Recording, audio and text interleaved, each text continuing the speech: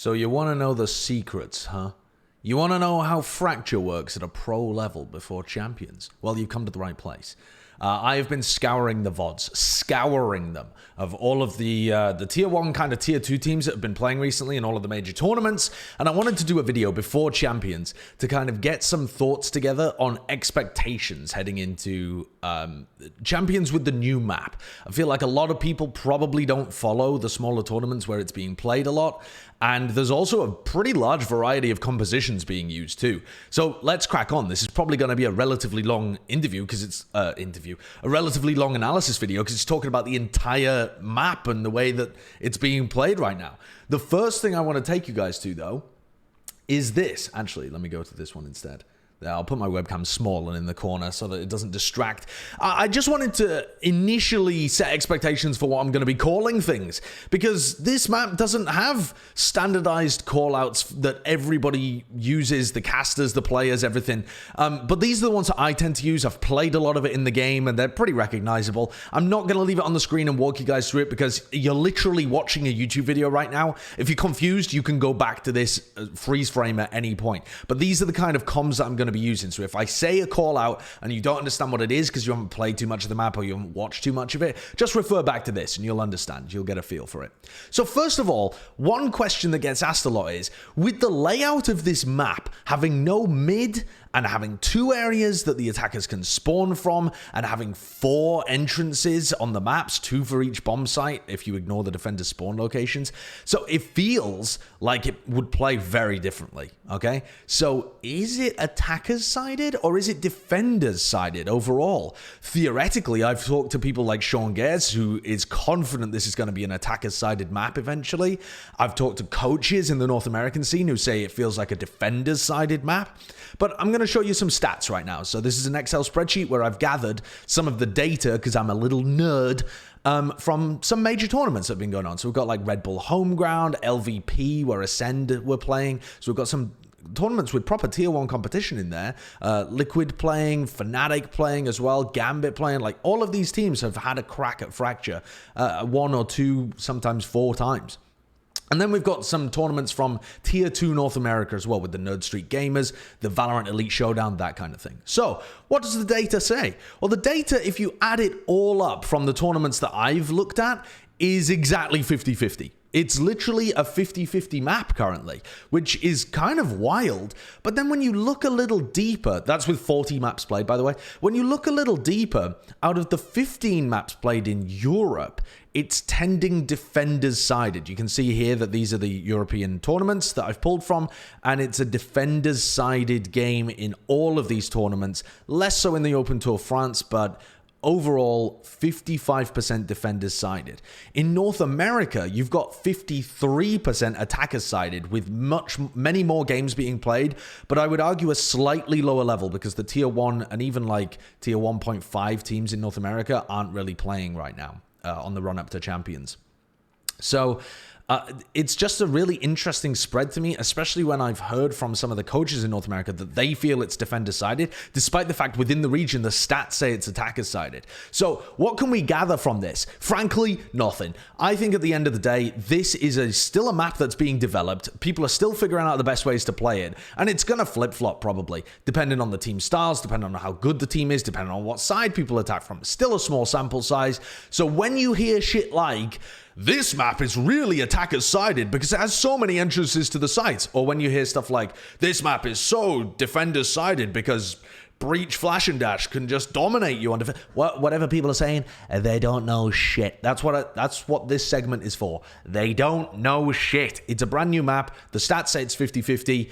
If you hear the casters going on about how it should be attackers or should be defender-sided, I believe they're talking nonsense. So let's start talking about some of the other big questions when it comes to Fracture. The biggest questions I've got are, is it attacker or defender sided, and what comps are the best? So let's take a look at Alliance playing against Vitality. This was in the what was this tournament called?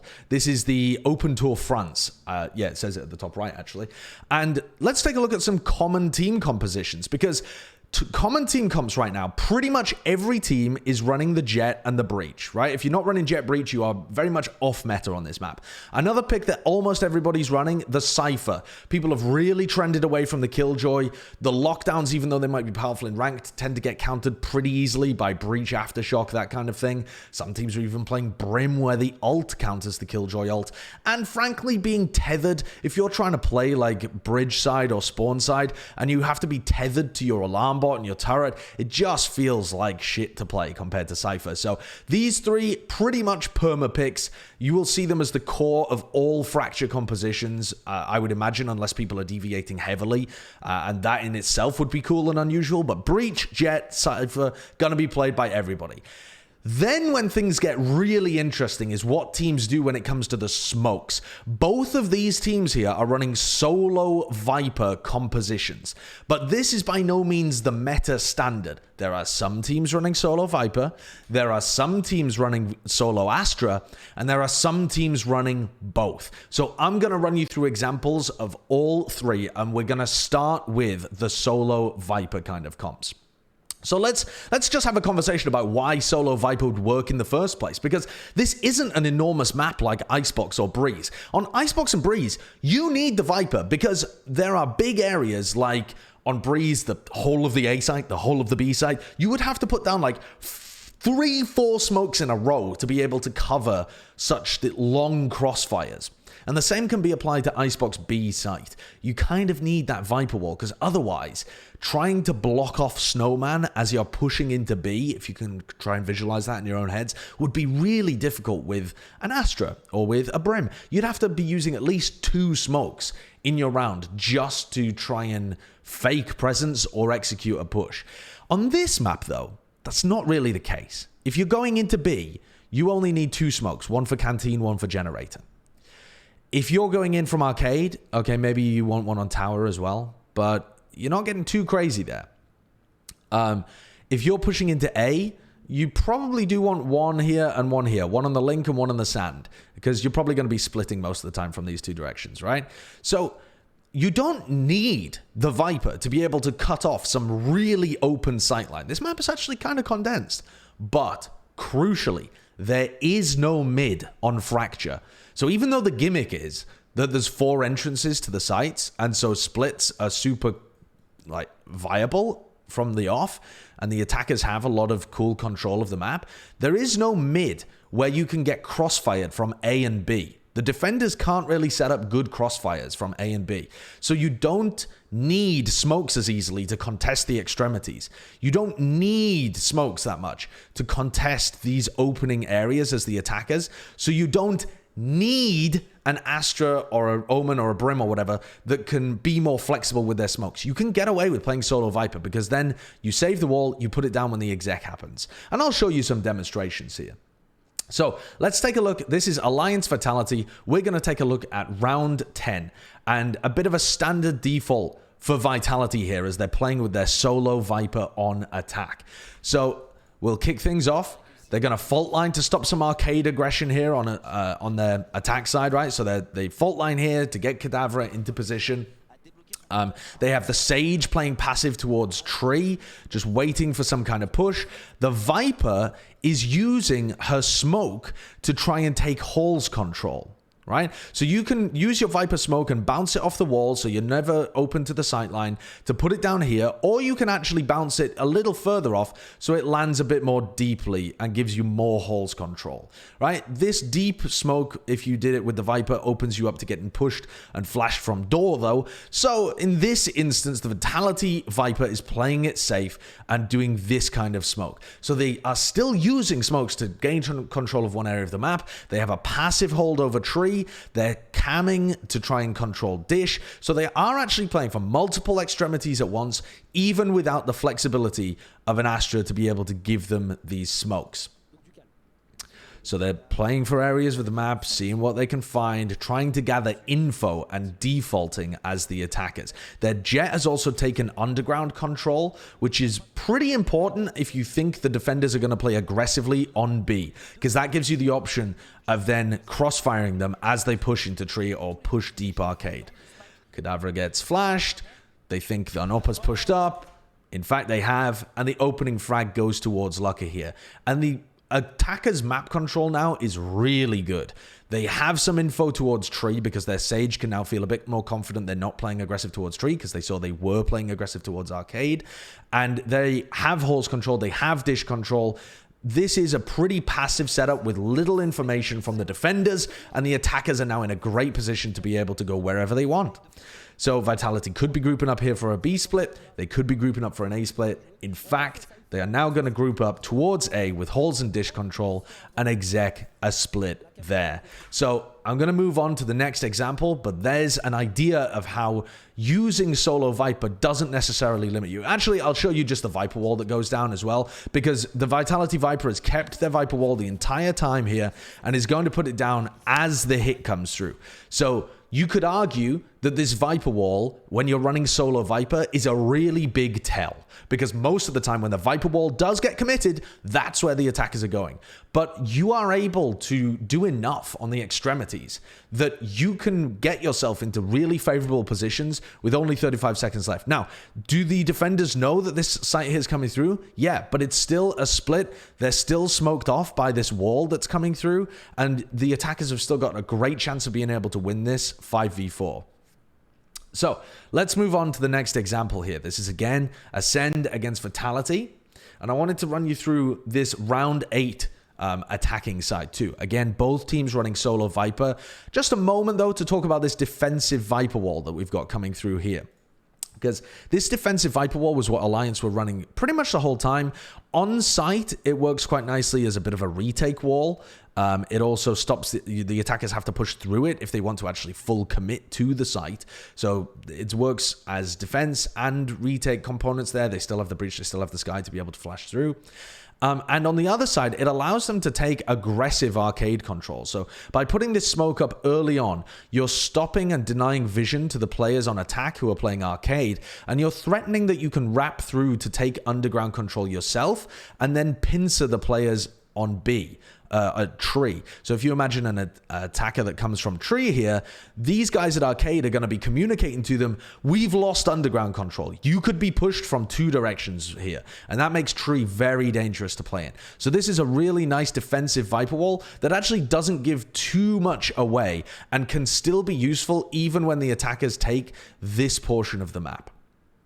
So after having said that about the defensive Viper wall, let's take a look at what the attackers do on this round. So, Vitality in this situation are going to try and get towards A, right? They're putting a lot of pressure halls this round. You can't see it on screen, but they've used their fault line. Their jet has pushed up deep here.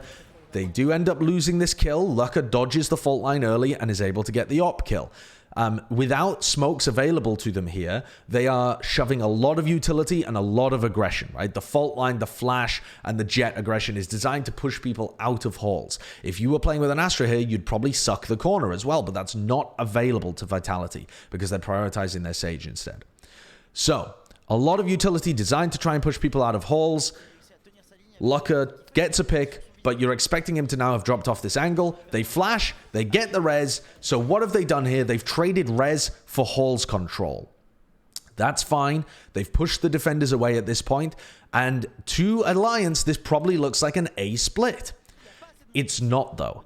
Their halls control is designed to pull attention away from the B side of the map and allow their Cypher, who's over here at Arcade, an opportunity to slip in. And you'll see this a lot on Fracture. The attackers playing heavily on one corner, whether it be heavy aggression towards halls or heavy aggression towards here, or sometimes heavy aggression Arcade as well. But the idea being that you can run sometimes these 4-1 defaults if the attackers think you're going to be playing more splits, and you can try and slip a player into Arcade, which is a great position to then lurk from, or trying to slip in and just penetrate towards the site.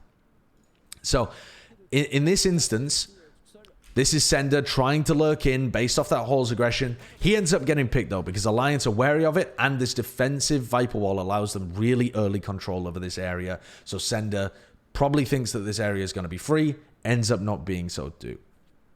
But a cool way of being able to get back. And now they're going to try and get back into A. So Vitality are going to try and play the map a little bit. They're one down. And at this point, they think, okay, well, we already have Hall's control, so let's create some pressure on B. They put their Viper wall down, which you're going to see in a moment from Brams. Here's the Viper wall, here's the fault line. Now this looks like a commitment towards the B site. Lucker rotates away, and actually it's a fake, and these guys are going to try and push in. So even though I think a lot of people are thinking about Fracture as a very split-heavy map, there are definitely ways that as the attackers, you can push and pull, rotates around, and try and create advantage situations for yourself. Just by pulling the Jet away, now they've got Brams into a position where he controls sand, and this is pretty effective for being able to collapse onto the site players. You know, Lucker's in a really rough situation here, holding close with a wall. Hype gets taken down on the site. They have Viper's Pit even that controls, even though they've committed the wall here, they still feel fine because they have Viper's Pit, which blocks off the angles from Sand and from Link and allows these players on site to play without having this crossfire that could be present from the defenders. So again, there are ways of making solo Viper on this map really effective if you're smart and intelligent with your smoke, with your Viper walls, and in this instance, with your Viper's Pit and how you push and pull rotates as well. Let's move on to the next example, though, because I want to take you through... Hello. I want to take you through this round 15. So the sides are flipped here, and Alliance is on defense. And what I want to show is just a couple of solo Viper defensive setup. So if you were running solo Viper or a team is running solo Viper, is it weaker on the defensive side? I would say, generally speaking, yeah, it's going to be a bit weaker on defensive side. Unless you're supplementing it with something like a Sage or, I don't know, if people wanted to play Cypher KJ, but I've never seen a team do that, honestly. But it's going to be a little weaker than the Viper Astra, I would say, in general. So let's take a look. The Vitality defense here has got either 3A with their Cypher and Viper on B, or they have a different defensive setup where the Cypher and Viper are on A, and they have 3B. The idea being that Cypher and Viper are your most defensive agents, and you want to put them together and then stack the other area a little more heavily with the Breach to control the fault line here, and the Jet can push up, that kind of stuff. So you've got like aggression on one side and your defensive agents on the other, where you're going to have to be pushing through Viper utility, Viper smokes, Viper walls, that kind of stuff too. Was there anything else that I wanted to say about this? No, I just basically wanted to showcase. So this is a slightly different defensive wall. It's not as aggressive, so it's not threatening that you could go underground here, but it just gives you the ability to deter them a little bit from trying to take arcade control. And I believe the Viper smoke is here as well, which you pop, and if they try and go into B, they're taking a lot of damage as they go through it. Sometimes there's trips inside that Viper smoke as well, and this is just another really good Cypher cam spot. There's a Cypher cam spot here, a Cypher cam spot here, and a couple others that are very effective at being able to get you good information in these kind of rounds. So I'm not going to go too heavy into how they play the setup, but just to showcase that this is the opposite setup where they have the Cypher and the Viper on the opposite side of the map. Oopsie daisy.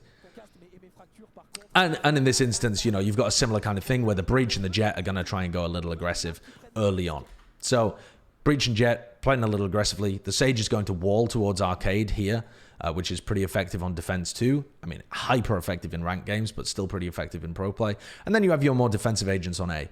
What is this weak to? It's weak to A splits. You only have a trip here, so contacting up Dish, playing behind the trip, waiting for your team to take Hall's control, and then executing a big split. You can easily kill these two anchors on site if they don't play perfectly. So it's... Even though you've got your most defensive agents there, it is still weak because you're not actually holding Hall's control.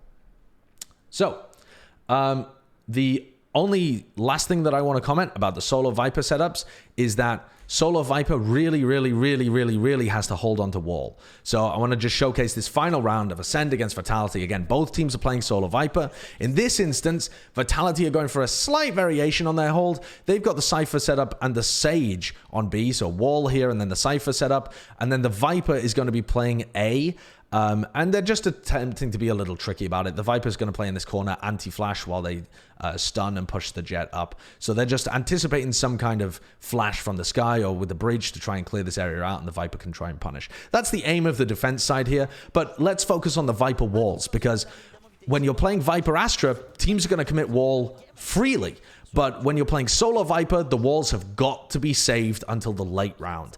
And that changes things a lot. You've got to think about yourself as a bit more of a traditional smoker. It's not like Icebox or Breeze, where you want to be putting the wall down early and faking that you are taking an area of the map. On Fracture, you can't really fake that you're taking an area of the map, because there's so many different places, and the defensive team is going to flash and re-clear those areas. You want to be holding your Viper wall. It's probably the only map in the pool right now where playing solo Viper, you want to be holding it for the late round. Normally on most maps, that gives too much information away. On this map, it's actually pretty effective at denying info and just playing more for the smokes to be, the wall to be more like traditional smokes. So here, we're at 50 seconds. Viper wall goes down. They are committing to this B split alliance. The Viper on defense has still held their wall. On defense, you can invest your wall early if you want to. This is one of the setups where Vitality don't particularly want to, because they wanted to hide the fact that Viper was even playing on A in the first place. And so now Vitality have this wall for retake, which ends up being really effective. Brams gets this kill. Obviously, the round would have gone very differently if Hype had been effective with that lurk. But now Brams has this Viper wall that he can use. These are great post-plant positions. They have tree control, or at least they think they have tree control. You always have to be wary of a flank coming through like this. But they started with tree control. So playing stairs is fantastic for this plant position. They have people in tower. They have some people on site where they can flash and create pressure as well. They have some people that can flank back through arcade. It's good post-plant positioning from Alliance, but this Viper wall cuts off the possibility of playing post-plants from stairs, which allows them to be pretty bold in how they're attacking. They can isolate players much more effectively towards tower and focus on using this breach ult to just clear out the whole of the tower players.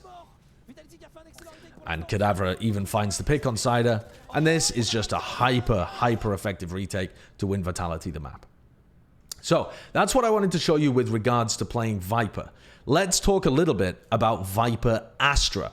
So this is FPX playing against Fnatic. Let's ignore what FPX are doing because they're playing with solo Brim. But honestly, there were more teams playing solo Brim on this map than I expected. We had FPX playing solo Brim. We had Gambit playing solo Brim on this map.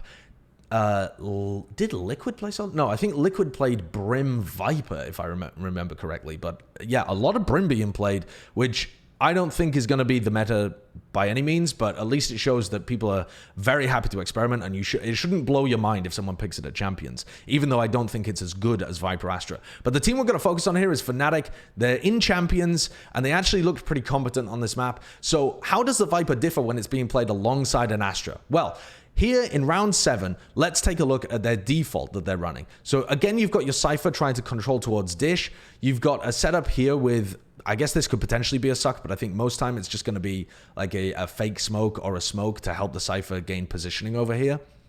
But it could be effective as a suck if the defenders are playing aggressively towards Dish. But the main component of your Astra setup, at least for Fnatic, is going to be this double star setup towards tree stairs. And that first one is going to become a smoke, and the second one is going to stay there and get recalled if there's no defensive aggression, or it can turn into a suck if there is defensive aggression. And this frees up the Viper to commit wall earlier in the rounds, and also commit smoke early in the rounds. So almost always when you see a Viper Astra composition on this map on attack, they are going to be throwing their Viper orb into tower and putting down their wall like this, or sometimes like this. And what that does is it allows the Viper to lurk into arcade. It's very hard for you to be able to get information on whether they're really in arcade or not, because you're smoked off from tower, you're smoked off from site, and you just have no vision on what's happening in the arcade area. This wall that Fnatic uses is a little more multi-purpose because it does deny some information towards arcade. For example, you can't play Canteen just looking towards arcade, which would be a pretty common spot. Obviously, the Sideshow can see what's going on. So it's not as good at faking control of arcade, but what it is really good at is blocking off the sightline from Canteen and Jenny if you end up with a B-split. So you're putting down this Viper wall early, you're putting down this Viper smoke early, you're threatening the lurks in towards arcade, and you still have good utility for late round B-split executes. And if you split A instead, your Astra still has enough smokes to be able to make that work. So really, when you're playing Viper Astra comps, this area of the map, to me, becomes the most important. So let's take a look at just some of the basics of how this ends up going down for Fnatic. And the other thing that I want to point out here as well is just the Cypher's defensive setup to try and deal with this.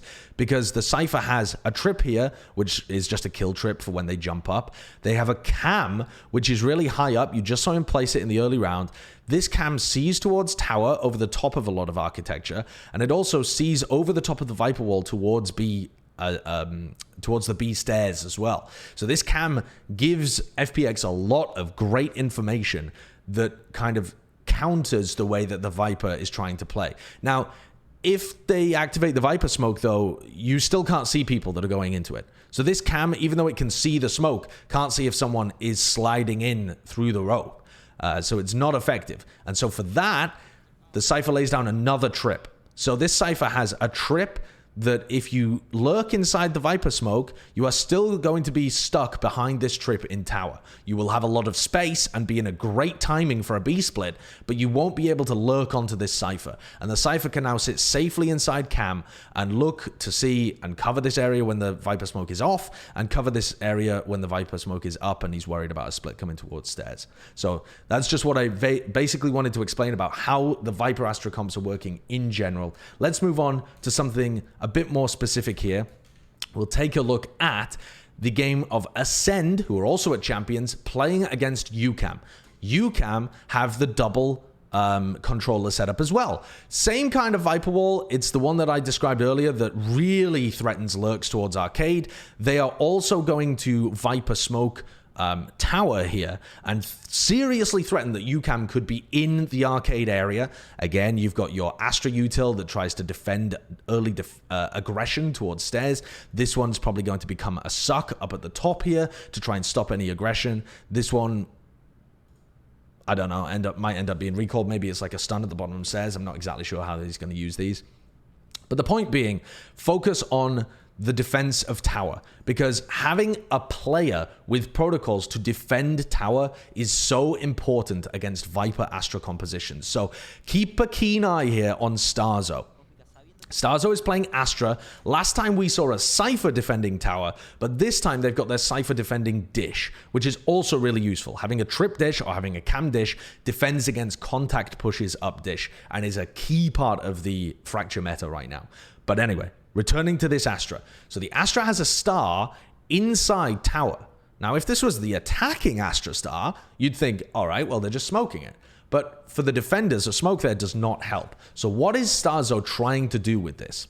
His idea is, when the Viper utility goes up, Starzo is going to walk inside the Viper smoke. So Starzo, the smoke is up, Starzo walks inside the Viper smoke here to try and see if anybody has lurked into it. He doesn't need to be inside the Viper smoke the entire time, because they can't get there that quickly. But he knows the timing, he knows how long it would take somebody to shift walk up here and up the ropes, and he pokes his head in just to see and get on this angle before somebody else. So you can imagine if someone was lurking up this rope, they would appear just like a little head just popping up out of the ground, popping up out of the mist, and Starzo would be able to get the kill and back off.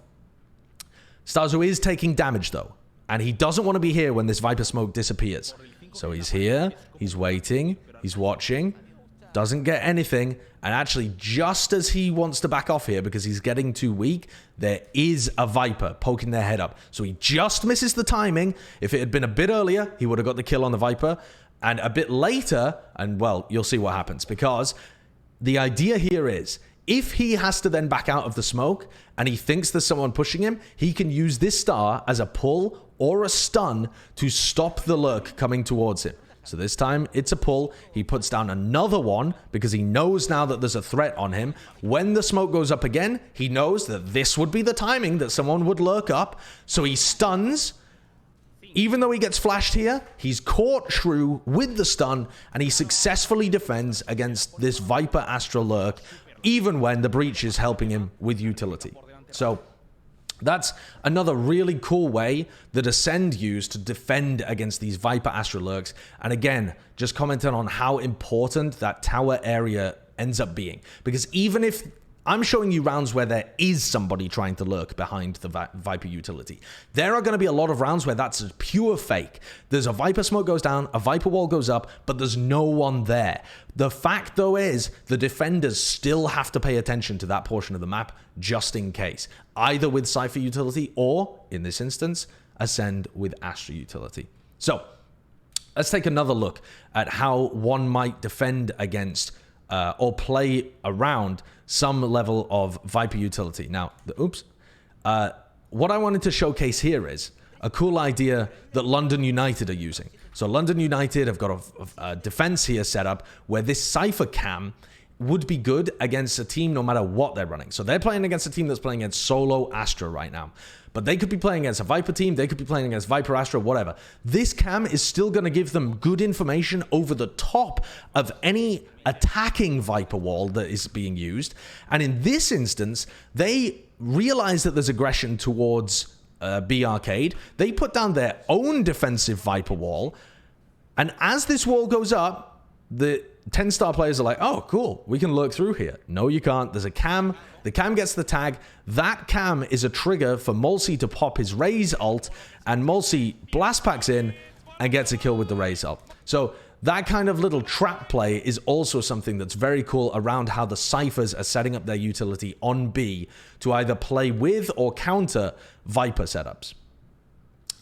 Let's move ahead here too. And we'll take a look at Fnatic playing against FPX again.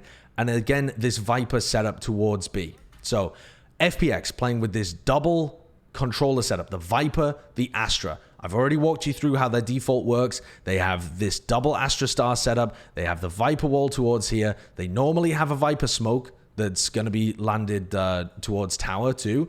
So let's see what the idea is from FPX to deal with it. FPX are going to try and post an operator. So they've got the recon dart, which gives Ardis a timing to set up with an op here. Why is Ardis playing fucking opping Sova? I don't know. I mean, for God's sake, play duelists, but that's a thing for another time. Anyway, the fact of the matter is, FPX have actually done a pretty decent job here. Their Sova dart is giving them a timing to set up in front of the Viper wall, so they have info no matter what happens with this Viper wall, right? The Viper wall goes up, Viper wall goes down, Viper smoke goes up, Viper smoke goes down. As long as Ardis stays on this angle, they know that they are safe, that there is nobody lurking in behind. So from Fnatic's point of view here, they're going to be just controlling the tree area. Mystic gets a pick on Zipan, who over pushes the underneath area. Big mistake from Zipan. And now, from Fnatic's point of view, they have a number of different options. They could try and take space towards B. They could try and take space towards Dish. So what they end up going for, they are going to fake a Viper's Pit push onto A. So this was a gorgeous idea from Fnatic. I want to showcase this specifically because Fnatic are playing at Champions and they look pretty good on this map. So I think this will be within their map pool too. So they break the cam, they break the trip. The defenders know that there are people Dish. They know that for a fact, but it could just be the Cypher at this point. Ardis has had to drop off as well, remember, because Zipan is no longer helping him hold the underneath angle. Huge mistake from Zipan in this round. But let's take a look at what Boaster does here with this Viper ult. He Viper ults from drop down. And it gets countered by the Brim Molly. So they know that they can't push into sight right now. But this Viper ult is covering a lot of the site. This Viper ult would be a really cool way of getting onto site from drop down. But it's a fake. This is going to attract players towards it, and it gets Shao actually to try and stand inside of it. They're going to try and counter this play by standing inside the Viper's Pit and killing the people that drop. But Boaster knows this, so he mollies underneath the drop down. And what this does is, if anyone is inside the Viper ult, like Xiao is, holding people, ready to kill them as they drop down, they are going to be really weak just because they've taken so much decay. And so Xiao goes down to about 1 HP, and Boaster literally kills him with a molly. I mean, he just fires a molly at Xiao, and Xiao can't react quickly enough, had nowhere to go anyway, and Boaster just gets the kill. And at this point, they realize it's a fake, but Boaster's now in a fantastic backstab position, gets another kill in spawn on Sugetsu, and this has just been crushing. The Boaster's also coming to the rest of his team. A is open right now. A is open. And with 8 seconds on the clock, a really late round plant, but a cool idea from Fnatic. Again, working the map much more than just running A split, B split, A split, B split. Certainly a more advanced method of defaulting and creating pressure around the map. So, let's take a look then against London United playing against NIP. And I want to show you guys just a different attacking default. Again, with the double controller setup. NIP here are running double controller against a team that's running solo Viper. So this solo Viper team is going to just have that single piece. That is the whole of their Viper wall right there, just to threaten again that they could be pushing into underground and stopping the attackers from getting information early round in arcade. So let's take a look at what NIP do on this attack here. They're going to try and get their Viper into position early on in arcade. So they're playing with the double smoke setup. They don't have too much Astra util actually as part of the default here. They're just doing aggressive flash and jet kind of plays. But on the arcade side of things, they have that standard Viper setup. The wall, the smoke, and they're going to use it to lurk their Viper into position. So this isn't really a full B split. And the Viper's not going to try and go up the rope. But look at what Rhyme does here. I mean, this is Rhyme safe as houses. He's not playing against a Sky. I mean, I guess theoretically the Yoru could flash through the wall, but Rhyme's perfectly happy just to walk into arcade here. And keeping Rhyme in arcade is great for them in the late round. So as soon as Rhyme gets tucked into arcade, NIP back off and start taking other areas of the map. They can now try and take dish control. They can now try and take halls control. And what's an effective response from the defenders? I think this is a great one. They double push tree. They could try and re-clear arcade, but they're giving arcade, they're giving that completely, and they're going to flush out a different extremity, which I think is perfectly fine here. But the key factor being that this player is now in such an awesome lurk position for essentially no risk. I mean, this is the exact same Viper utility they use every time. There isn't always a player behind it, and it's a fantastic lurk position for the late round when there is. So I'm not going to show you the rest of the round here, but they end up pressuring A, and they just return back to B, and they end up winning the round because the Viper's got a fantastic lurk. And that's a very easy strat to try and pull off, and something you're constantly threatening when you have the Viper setups. So let's move on again here to Movistar Riders, who have a very structured solo Astra default. So this is Movistar Riders playing against a Viper Astra comp, but they are running solo Astra, which is also viable. And I was talking to Balla about this on the show. I think Balla believes solo Astra is actually the best setup that you can use.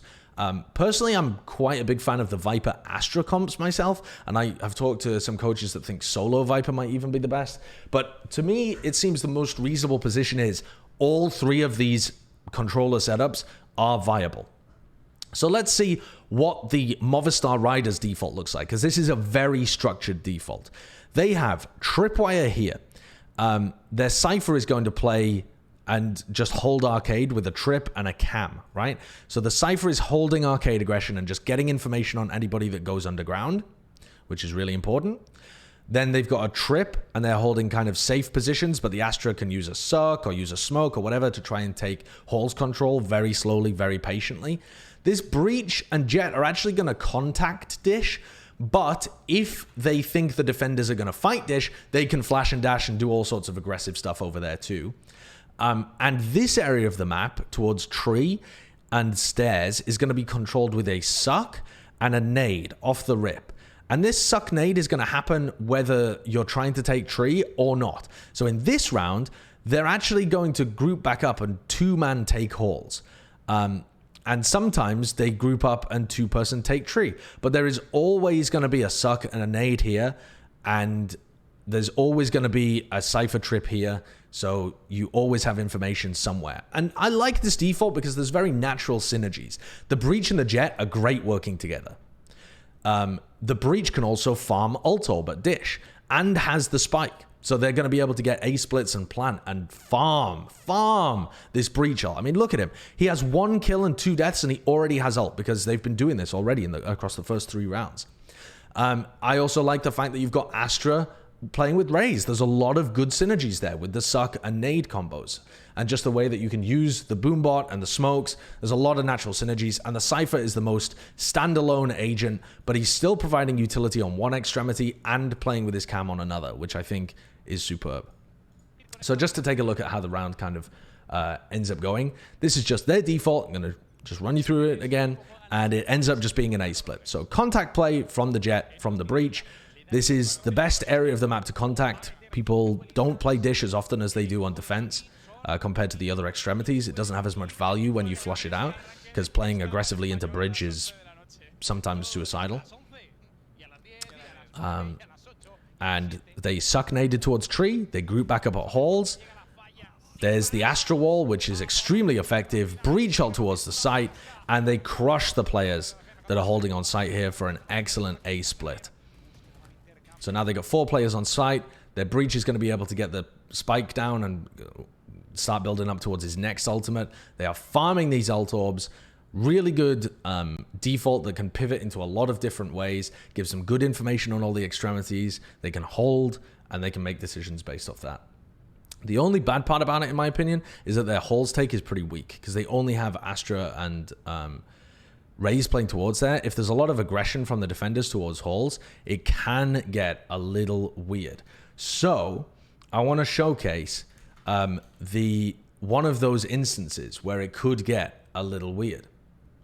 So this is Movistar Riders playing against Na'Vi. And Na'Vi likes to play halls aggression. So let's take a look.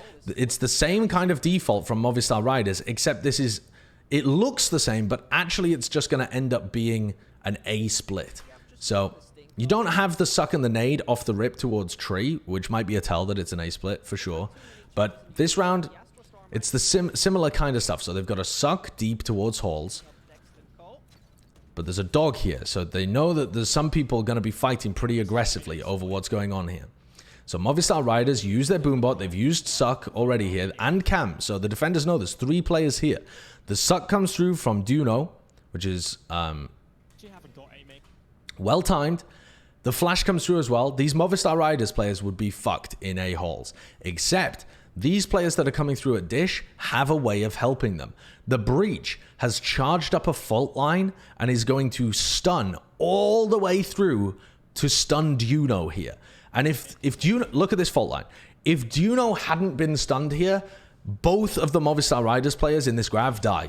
And instead, because Duno is stunned and because Cloud got killed, Kamek is actually able to win this fight despite the fact that he's vulnerable because Duno got stunned by the breach. So even though these guys might feel like they're completely separated if the defenders shove into one side of the split, they still have a way of being able to help, and they're going to be able to get to the site really quickly, and they still are charging up those ult orbs, building up the breach ult, which is so powerful on this map.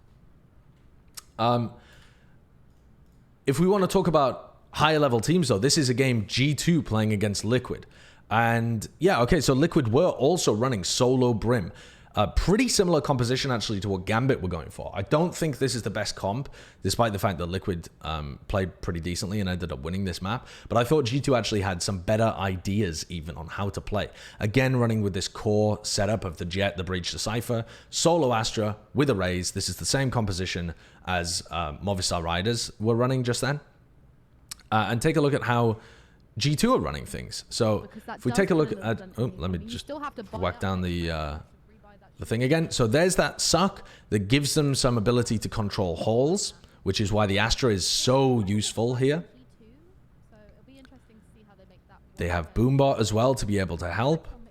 Their Cypher and Jet are just holding any aggression towards Bridge as they take Hall's control here.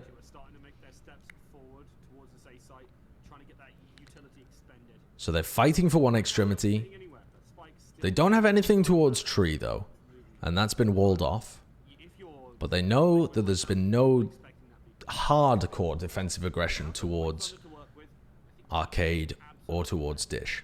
So now that they've taken Hall's control, the defenders are getting antsy.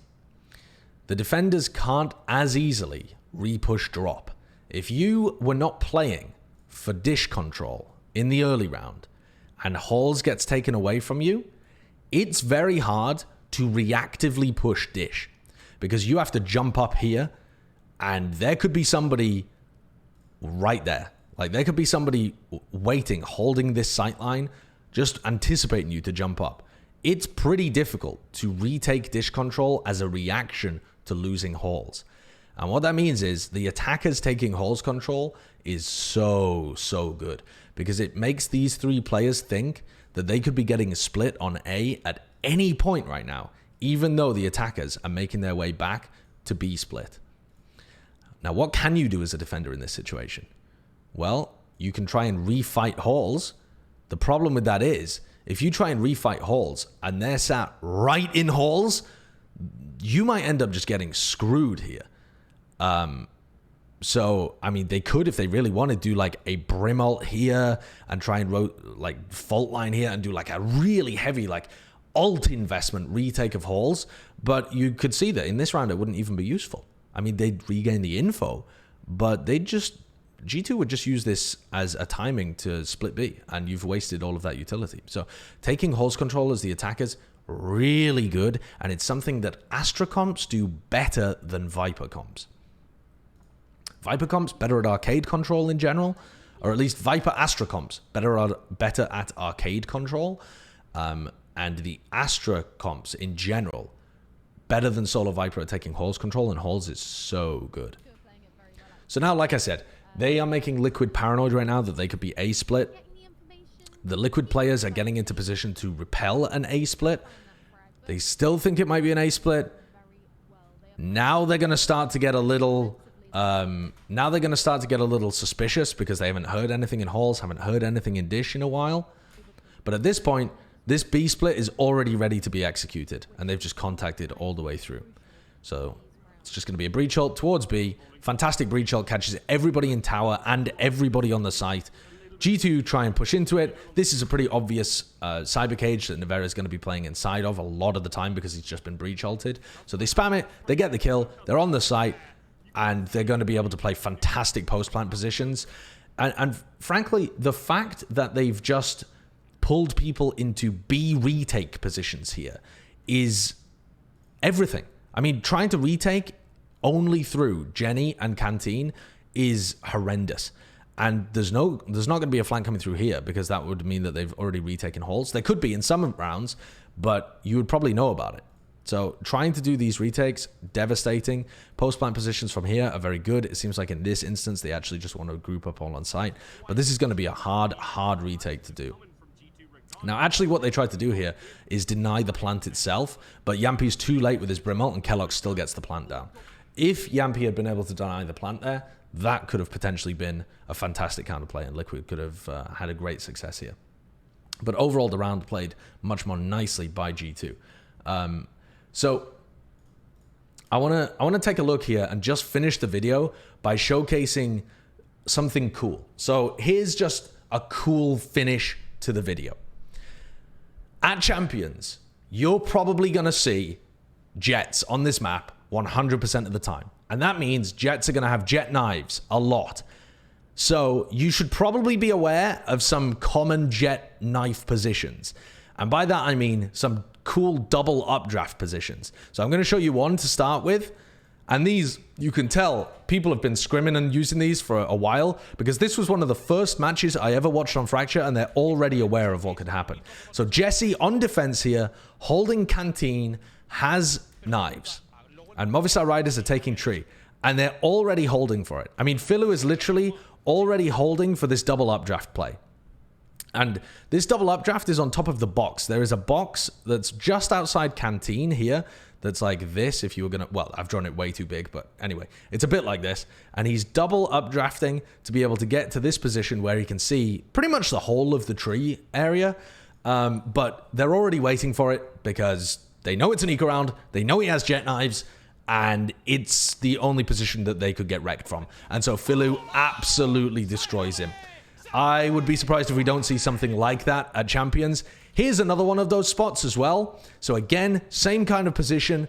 The defense is on an eco round and their jet has knives. The jet pops the knives at the beginning of this round. And this time we're looking at things through the eyes of this Cypher player. There is a double updraft spot from ropes where you double updraft and you can see from here towards people in spawn. You can just see the people that would be walking in this. I mean, I'll draw it for you. You can see people in this area of the map by double updrafting from this rope here. And Sender is worried because it's an eco round. That's a pretty percentage play to go for if you're on eco with jet knives. Wasting both your updrafts, perfectly fine because you're relatively likely to get a pick. And so Sender is again holding for that double updraft. So this is something again that people could bring out for Champions in an eco round, double updraft with knives and be able to get a kill in this position or the one at tree. And there is also one actually if you get on top of the generator, which is here. If the jet gets on top of Jenny and double updrafts directly into the air, you have a sightline on these players that are going to be coming in through Arcade Bridge kind of area. So those are 3 areas to keep an eye out for. If you see a jet positioned here, here, or here, as the round begins and they have knives, they might be going for a double updraft play and it might blow your mind. And I mean, if there's any observers or casters watching, I would pay attention to that because I think it would be hype as fuck to catch on camera, especially because a lot of people won't be expecting it and it's just such a cool thing on a new map. Anyway, that's basically my run through of Fracture. There's so much more to discuss on this map, using Raze to try and deny the plant. If Jet, Breach, if Jet, Breach, Cypher, and Astra or Viper are the 4 most common picks, what should you pick as your 5th pick? Is Sky good here? Is Sage good here? Is another duelist good here? There are so many things that you could talk about with this map. It's such a creative, interesting, unique map. I am really enjoying watching, playing it. It feels fun to play, and I think the worries of it being too attacker-sided are unfounded for the moment at least. It seems very cool. I hope you all enjoy watching it at Champions, and I hope that this video helped you appreciate what's going on the map a little bit more and help you think of some core concepts in your mind to help you understand the flow of what's going on when you see this at Champions. If you like these kind of videos, please like the video. Please subscribe as well. It helps me in terms of just getting any shred of views on this Valorant content, and it incentivizes me to make more videos about this kind of stuff in the future too. So thank you very much for watching. I'll see you later.